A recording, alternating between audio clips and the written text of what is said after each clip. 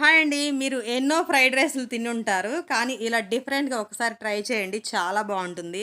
ఈరోజు మన వీడియోలో మీరు చూడబోయే ఫ్రైడ్ రైస్ వచ్చేసి ఎగ్ ఆవకాయ ఫ్రైడ్ రైస్. ఆవకాయ ఎగ్ ఫ్రైడ్ రైసా? మేము గూడా తిన్నామంటారా? ఇది కొంచెం డిఫరెంట్‌గా ఉంటుంది. చేయడం కొంచెం డిఫరెంట్‌గా ఉంటుంది గానీ, టేస్ట్ పరంగా అయితే దీనికి మించిన ఫ్రైడ్ రైస్ ఇంకోటుండదు. మరి ప్రాసెస్‌లోకి వెళ్ళిపోదాం. మరి స్టవ్ వెలిగించి బాండి పెట్టి, బాండి వేడయ్యాక 3 టేబుల్ స్పూన్ల ఆయిల్ వేసి, ఆయిల్ వేడయ్యాక 4 గుడ్లు పగలగొట్టి వేసేయండి. టేస్ట్ కి సరిపడా సాల్ట్, జీరా powder, pepper powder, whole garam masala powder ఇవన్నీ వేసుకుని ఆమ్లెట్ ని 2 వైపులా కాల్చుకోవాలి. తర్వాత ఆమ్లెట్ ని చిన్న చిన్న పీసెస్ లాగా కట్ చేసుకోవాలి. పీసెస్ ని కొంచెం పక్కకు జరుపుకుని బాండి మిడిల్ లో కొంచెం అల్లం తరుగు, వెల్లుల్లి తరుగు, రౌండ్ గా కట్ చేసిన 2 పచ్చిమిర్చి తరుగు, స్లైసెస్ లాగా కట్ చేసిన 1 ఆనియన్ తరుగు, 1 టమాటో తరుగు, కరివేపాకు వేసి టాస్ చేసుకున్న తర్వాత ఆవకాయ పిక్కల్, రైస్, కొంచెం కొరియాండర్ వేసి టాస్ చేసామంటే ఆవకాయ ఫ్లేవర్ తో ఎగ్ ఫ్రైడ్ రైస్ రెడీ.